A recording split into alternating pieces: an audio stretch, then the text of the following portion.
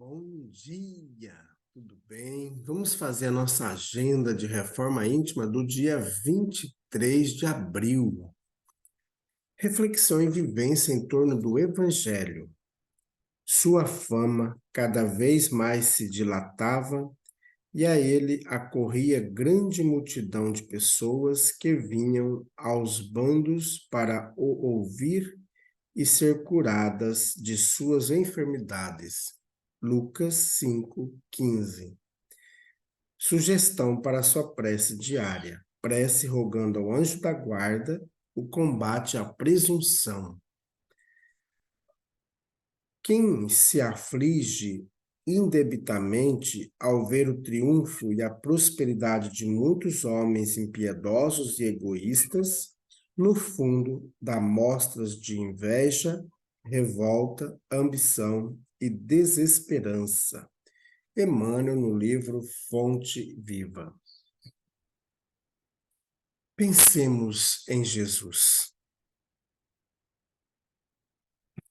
Bondoso Jesus, nos colocamos diante de Ti nesse instante, diante dos bons espíritos que nos tutelam sob o Teu comando, que estão sempre a nos intuir no serviço do bem.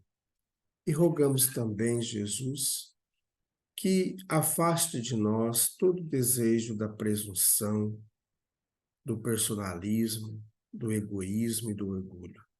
Graças a Deus, que Deus seja louvado.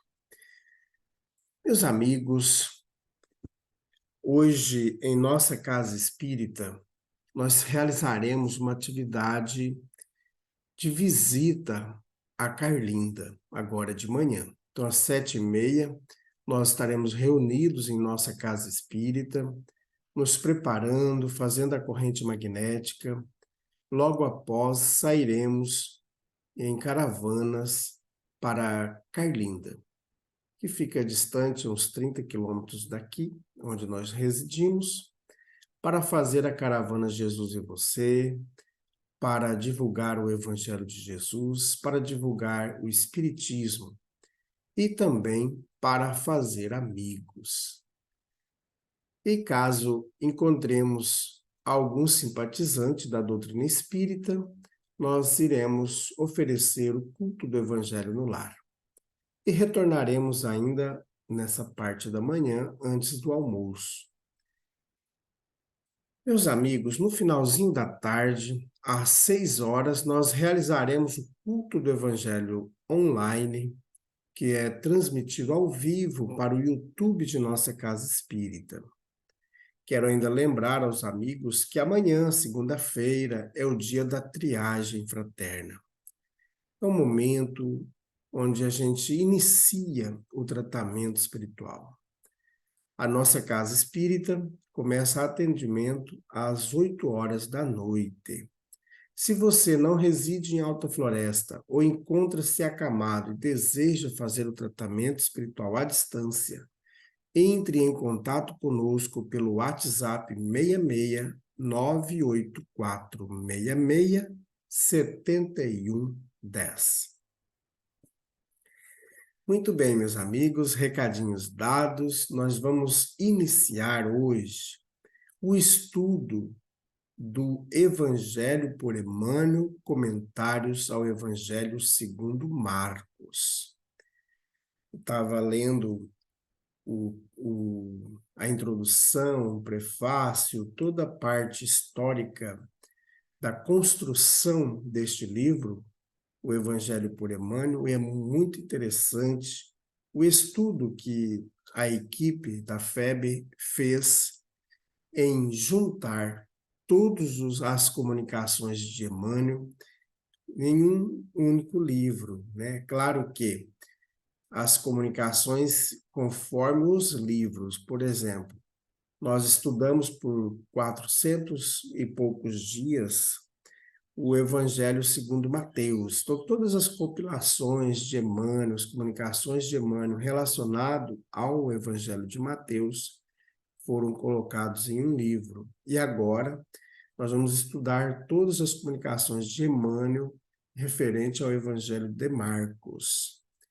Tá bom? Então vamos acompanhar essa saga desse evangelista, que foi um discípulo de Pedro e mais tarde, por ser parente e sobrinho de Barnabé, ele foi um dos discípulos de Paulo de Tarso.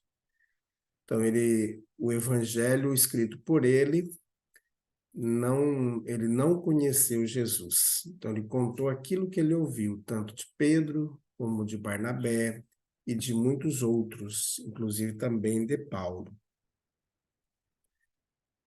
Então vamos lá, meus amigos. E dizendo: está completado o tempo e está próximo o reino de Deus.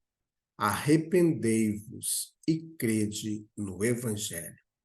Marcos, capítulo 1, versículo 15. O reino de Deus está próximo. Muitas vezes disse-nos o Senhor: o reino de Deus está próximo. E até hoje, milhares de criaturas aguardam-lhe a vinda através de espetaculosos eventos exteriores. Muitos esperam-no por intermédio de cataclismos inomináveis e mentalizam telas fantasmagóricas incompatíveis com a divina misericórdia que nos preside os destinos. Trovões ribombando no firmamento, maremotos e terremotos, raios destruidores a se derramarem do céu, multidões amotinadas promovendo devastações e ruínas, fluidos comburentes na atmosfera, transformando-a em fogo devorador. Bombas fulminantes aniquilando nações inteiras. E contam quase sempre com o absurdo e com o fantástico, para que se sintam no portal da grande transformação. Sem dúvida que semelhantes flagelos podem sobrevir a qualquer momento na experiência das criaturas e no campo da natureza. Contudo, longe de significarem o reino divino, apenas revelam imperativos de nova luta e com serviço mais áspero para quantos se enfileiram nos quadros evolutivos da humanidade. O reino de Deus está próximo, sim, mas antes de tudo, em nossa capacidade de construí-lo por dentro de nós, através do céu que possamos oferecer à alma do próximo. Atendamos ao cumprimento do dever que a vida nos atribui, colaborando quanto possível pela vitória do bem, a atender o amor que o Mestre nos legou, e alcançaremos, com a urgência possível, o clima celestial para nós e para os outros. É por isso que Jesus igualmente foi positivo e justo quando afirmou: quando se vos disser o reino de Deus permanece ali ou acolá, não acrediteis, porque em verdade o reino de Deus está dentro de vós. Comunicação de Emmanuel, publicada no livro Irmão, da editora Ideal, capítulo 12. Meus amigos, é muito interessante esta comunicação de Emmanuel. E traz para nós uma coisa muito importante que nós não podemos esquecer: que o reino de Deus acontecerá dentro de nós.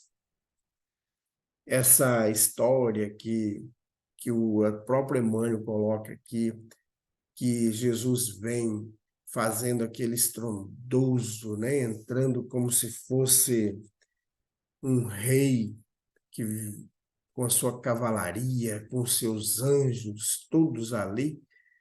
Não acontece. O reino de Deus acontece quando nós vivemos o Evangelho. Quando o amor se instalar em nosso coração, aí nós estaremos vivendo o reino de Deus. Porque o reino de Deus é uma condição do espírito, é a transformação íntima que a gente faz. Então, é a vitória do bem. Mas não é a vitória do bem sair, o povo do bem sair matando aqueles que não são do bem. É a vitória do bem a atender, como diz o Emmanuel aqui nesse texto, o amor que o Mestre nos legou. E alcançaremos, com a urgência possível, o clima celestial para nós e para os outros. Nós poderíamos aqui citar alguns irmãos que, de fato, viveram o reino de Deus em si mesmos. Temos o exemplo, para citar somente os desencarnados, o exemplo de Chico Xavier, que viveu o Evangelho do Cristo na sua plenitude, deixando o reino de Deus habitar nele mesmo. Madre Teresa de Calcutá, Irmã Dulce, e podemos elencar muitos outros irmãos que vieram com o objetivo de nos ensinar a viver o reino de Deus em nós. E não ficarmos esperando no nosso quarto, dentro do templo religioso que frequentamos, Jesus vindo nas nuvens, estrondoso, fazendo aquele barulho e expulsando aqueles que não são do reino de Deus. Então, o reino do Cristo é um reino de todos, é para todos.